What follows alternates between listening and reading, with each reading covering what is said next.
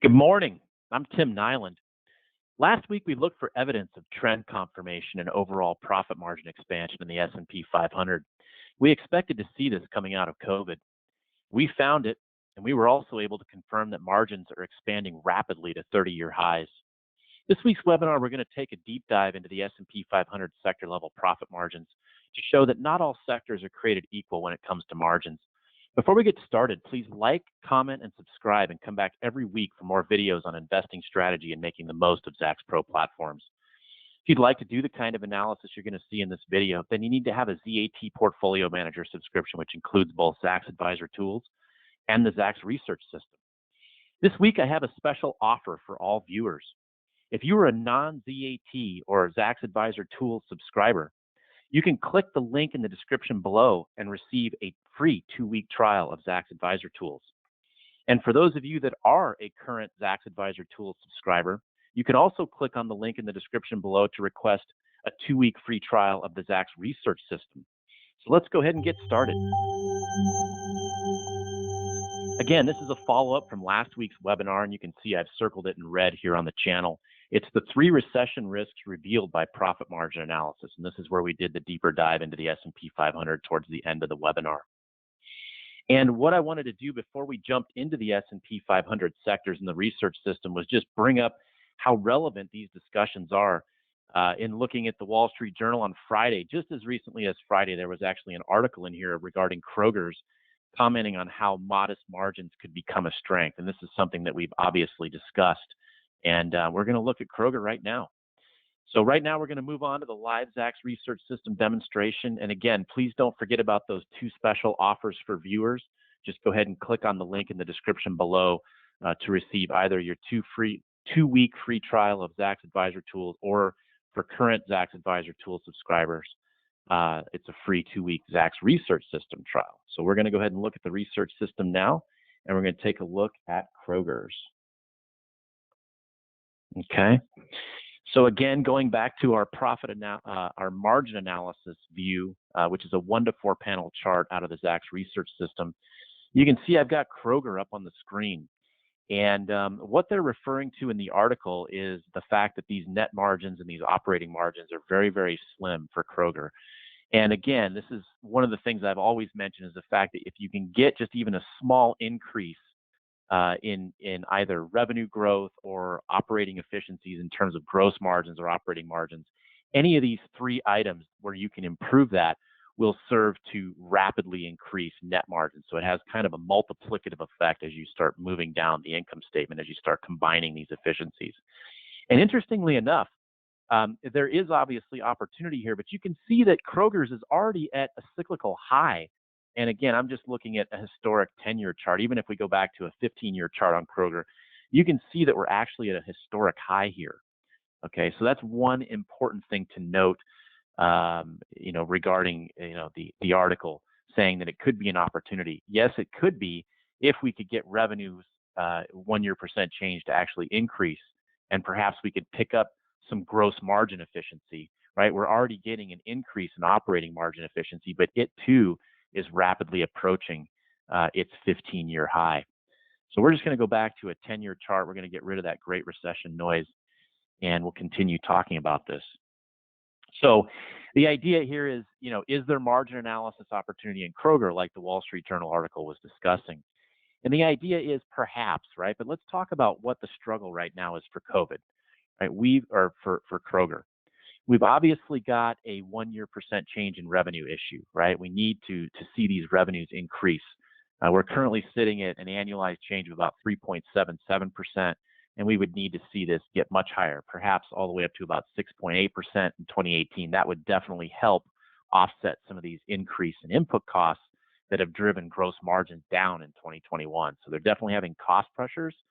So they're not able to increase their costs as much as their input costs are rising. However, the interesting thing is, from the operating margin perspective, they're able to create efficiencies here to actually offset this increase in gross margins. But it's still not enough to prop that net margin up, and you can see that net margins are actually rolling over, okay? So yes, margins are slim, And if they can even improve their net margin by 0.5%, it would have massive implications for net income. However, when you look at the fact that net margins are already sitting at cyclical highs and you dig deeper into articles like this, you have to ask yourself, is there really that much opportunity for Kroger? We would really need to see this revenue number tick up in terms of 1 year percent change growth, and we would want to see some additional improvements here in the gross margins. Okay, so again, trying to show you how to challenge what you're reading, challenge what you're seeing with charts, current points relative to these cyclical highs and lows. Remember that margins themselves are cyclical. They follow the business cycle in most cases. Okay, so let's go ahead and move on with the core of today's discussion, which is to kind of bump through each of the S&P 500 sectors. And you can see I've got Kroger, I've got Bank of America, and I've got all of the S&P sectors loaded up in my symbol monitor. And so we'll just quickly bump through here one by one. And I'm going to go ahead and save the changes to this chart. And we'll start with discretionary, okay? And again, the idea here when you're looking at margins and trying to look at margin analysis is anytime you get over what you would call historic cyclical peaks, that's when you've got to, be vigilant in the fact that these could potentially roll over at any time. So you can see that the consumer discretionary sector is in excellent shape. Okay, we've got tremendous revenue growth to the tune of 20% year over year. We've got a nice gross margin expansion, and that's actually been a trend for gross margin improvement in this space literally for the last 10 years. So when I see something like that in ZRS, I'd want to bring that out to a 15-year history and just see if that trend continues. So this is a really, really good sign that we've been able to control input costs for this group consistently over the last, in this case, now 15, probably even 20 plus years. We can even go back further. So that's a really, really good sign. And even in looking at this depth of a chart, you can see that revenue growth at 20%, we're literally back to a cyclical high that we experienced back coming out of the Great Recession. So, is that going to taper off? That's the stuff that we need to find out. And that's what we need to do our analysis to figure out. So when that tapers, obviously that's going to have impacts on all the rest of the margins here. So consumer discretionary looking good overall, revenues, gross margins, again, cyclical peak, but that trend remains, intact for literally the past 15, 20 years. Operating margins, still room for improvement. We could get all the way back up to about a 10.6. It looks like we peaked out there in 2016. And net margins rapidly approaching where we were pre-COVID and at the 2016 highs. The good news here is when you're looking at this trend analysis for the discretionary space, you see that we've got this continued upward momentum, although it's definitely tapering a bit. Remember that as long as we can hold it flat, that's really good. The concern is when things start to roll over. So you can see here that net margins really just flattening out at 7%, but that's still good, right? Because we've still got this nice revenue trajectory, gross margin trajectory, and operating margin trajectory. So a lot of this has to do with taxes and non-operating type items that kept that net margin flat. So at any rate, we'll go ahead and move into the staples sector. And interestingly enough, despite the rapid increase in revenue growth for staples, the staples companies have not been able to pass off those costs as much as the discretionary companies have. So look at that gross margin actually ticking down. So that's not a good sign, but they've been able to actually make up for it with operating margin efficiencies, but it still is not enough to offset the decline in net margin. So we're actually ticking down just a touch in net margin, okay, roughly about 7%. Note that it's roughly the same as the equal weighted average discretionary stock. And what I want to call your attention to, and I should have done this right up front, is that we're looking at equal weighted S&P 500 sectors here, okay?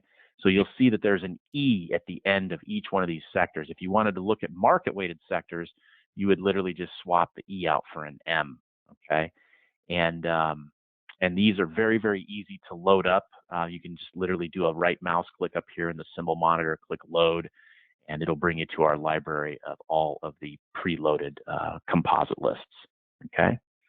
So all in all, consumer staples, margins stable, which is what we look for.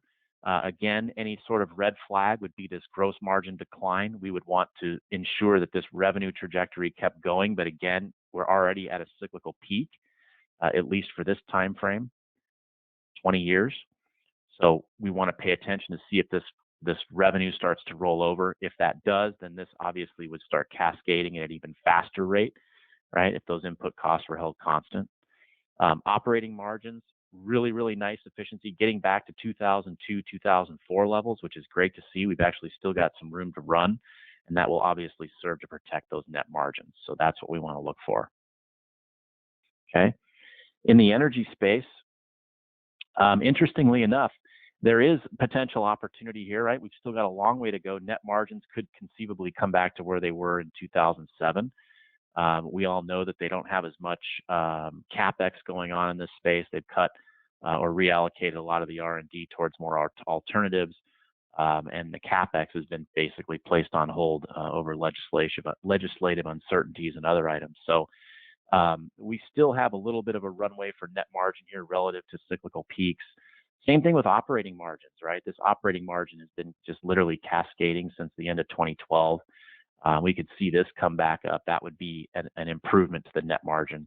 Again, anything that we can do to improve the revenue growth, the gross margins, the operating margins is going to directly translate to improvements in net margin. That's what's, again, driving these equity valuations.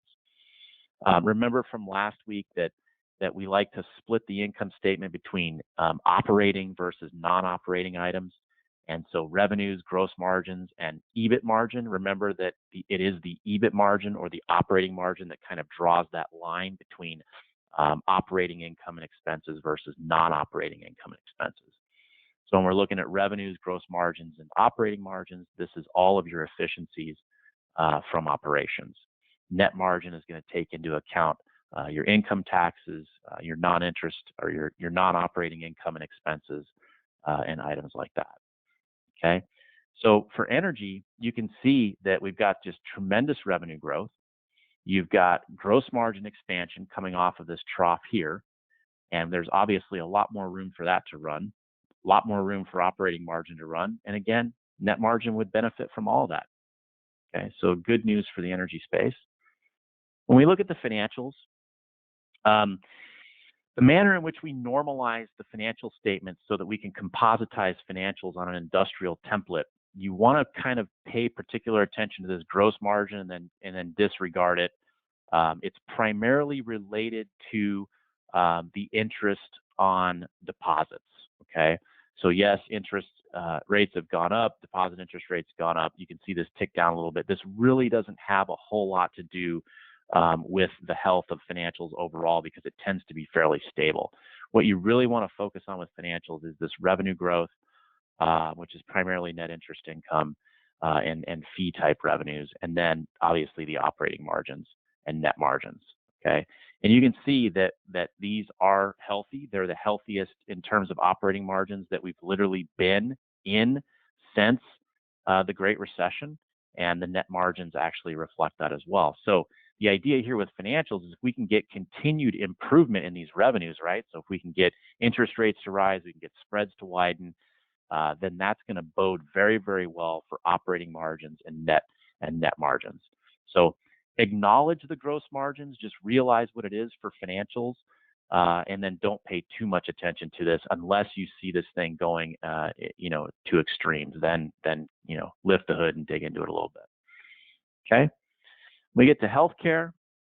This is an interesting one here because we've had a tremendous ramp up in revenue growth, and the input costs for the healthcare sector at large has really taken the wind out of that revenue growth. You can see that gross margins are effectively flat. They're solid, right? 37.37%, but more or less flat even despite this increase in revenue growth. You can see operating margins actually rolling over as well, or at least flattening out. If we can continue this flattening trend, that's fine. What we don't want to have happen is for this to roll over.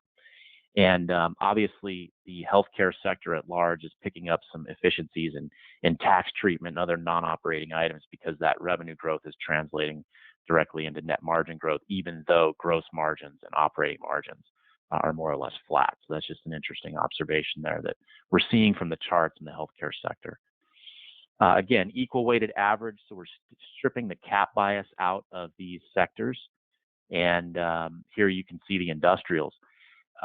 In looking at this chart, just right now, for the first time, I'm seeing that this is probably the sector that has some of the most opportunity. Even though we're sitting at cyclical highs for the 1-year percent change in revenue, at 10.52, it's still modest. And again, keep in mind, we're looking at this current point relative to a 20-year trend. What I want everybody to see is the runway that's left to get back to even just median on gross margin expansion. Now, we know costs are rising, but these guys have done a great job at actually passing off those costs to consumers. And it looks like consumers are actually paying it because we've got gross margins rising here, which is great. Translating into obviously operating margin efficiency and giving us this bounce in net margin. So all in all, a nice runway here left for industrials. And again, you're just looking at this current point relative to historic cyclical peaks. And you can see that as a group overall, there is definitely room for additional expansion. And this is kind of what that Kroger Wall Street Journal article was referring to. When you get down to these lower level type margins, 7.67%, boy, you can get these up to 8-9%. It can have a huge improvement overall in terms of valuation and earnings. Information tech is just continuing to look solid. Again, even though we're sitting at cyclical peaks on 1-year percent revenue, you can see these gross margins over time. 20-year trend just continues to go higher. These are just spectacular numbers, right? 18% growth, 51% equal weighted average gross margins, 27% on average equal weighted operating margins, yielding about a 24% net margin. And these just continue to rise over time. And this is really one of the only sectors that this is taking place on across all levels of margins. So the operating efficiencies that the technology companies are able to implement is just absolutely spectacular. And it's probably one of the reasons why this group of stocks continues to drive and grind the market higher. Okay. When we start looking at materials, we see the cyclical strength in materials obviously playing out here. Rock solid revenue growth coming in at about 23%. Gross margin efficiencies, operating margin efficiencies. The only word of caution I would have here is that many of these names are cyclical, and we are hitting those cyclical peaks. The materials sector itself riding those business cycle waves you would expect as these revenues begin to roll over, then all these margin numbers would roll over as well. And that would be a sign of caution. So a really good sector to keep as kind of the canary in the coal mine. Materials, not so much industrials. Remember, in the industrial space, as far as the S&P sectors are concerned, we've got a lot of earnings certain type names in there, not as many cyclical names, but the material space probably a pretty good canary in the coal mine. Okay, when we start talking about real estate, this one's interesting. Obviously, solid revenue growth. Input costs, operating, or I should say, gross margins are stable, really high, 53%. Operating margins continue to improve, and that obviously that increase in revenue growth is continuing to drive those net margins, and obviously coupled with that operating margin. So rock solid 20% margins here on real estate. And keep in mind that real estate is one of the last to recover out of a recession. So these tend to lag the economic cycle. So there's still a pretty good runway here for real estate overall, especially when you start looking at operating margins. Right, these operating margins can hit this 28%, and they can stabilize there for years. And that's really what you want to look at. You want to look for these margins to hit their peak, and then you want them to stabilize for as long as they possibly can. Stabilization is good. What you don't want is a rollover or a downturn. Okay. So we look at communication sector. Again, this is where your Facebook, your Google, and again, this is equal weighted. So we're really stripping out the weight of those mega cap tech names. The very first thing I want everyone to see is that literally since the fallout of the Great Recession, the operating margin efficiency for these companies, equal weighted average, has just been spectacular. We've literally risen from sub 15% levels all the way up to 23%, and the trend continues to grow. So gross margins extremely stable for this group, right? It's literally trending between 51 and 55%. So you don't need to pay too much attention to that. If something were to break, you'd want to lift the hood and see what's going on there. But the good news for the communication space is that solid 20% year-over-year percent change in revenue is driving additional operating margin efficiency, and obviously bringing that net margin up to about 20% as well. So really nice for the telecom sector. And the utility sector is the sector that I wanted to mention specifically related to the title of this week's webinar. Not all sectors are created equal. It's been more or less all roses for all the sectors we've looked at so far. The utility sector, not so much. And I know I've been really, really hard on utilities for years, and this doesn't bode well for utilities again. And you can see the charts, and this is what you look for in terms of a sector breakdown. And you can see 10.37%, I should say a sector breakdown from a fundamental analysis perspective, okay? Utilities still provide, a great defense in general, and great yield for those looking for yield. Very, very low growth, but good yield. But what I want everybody to see here is this upward trend in year-over-year revenue growth, literally hitting peaks that we haven't seen, you could say, since 06. You could almost say 2013 and 2014, but they never really hit that 11% mark. And here we are.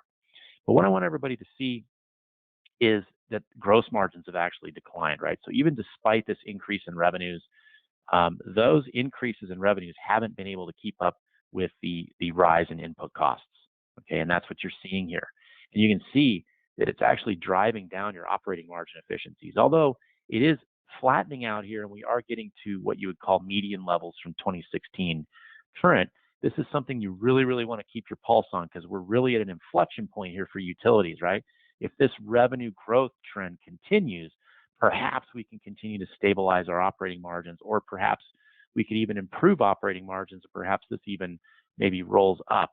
Okay, that would be a really good sign in continuing this net margin trend. Hopefully that's what we get out of the utility sector. Time will tell, but that's the risk, right? So there's basically two options for utilities. We continue this revenue trajectory. That revenue trajectory and the ability to pass along those input cost increase to consumers is going to be key for stabilizing this gross margin. We don't want this to slide anymore, okay? So to the extent that can happen, and we can continue to at least flatline operating margins, so we can keep it at the median trend level since 2016, we could even see some improvement in net margin, this trend to continue. So the interesting one here for today is the utility sector, right? This is the one that's just not all roses, and we're definitely at an inflection point. So keep your eyes on the margins for utilities. And again, when we start rolling into earnings season for Q1 and all these numbers update, you can guarantee it, that's what I will be looking at. At any rate, that is about it for this week. And I'm going to flip back to my PowerPoint slideshow. I want to thank you all for attending. I hope you've enjoyed the tour of the S&P 500 profit margins at the sector level. If you have any questions or requests, please leave a comment below or follow me on social media. I'm on LinkedIn, and my Twitter handle is @TimNyland. If you're interested in the kind of analysis I do in advisor tools and our Zacks research system, please visit us at the Zacks Pro website, ZacksPro.com, or email us at strategycall@ZacksPro.com. Thank you very much, and I'll talk to you all next week.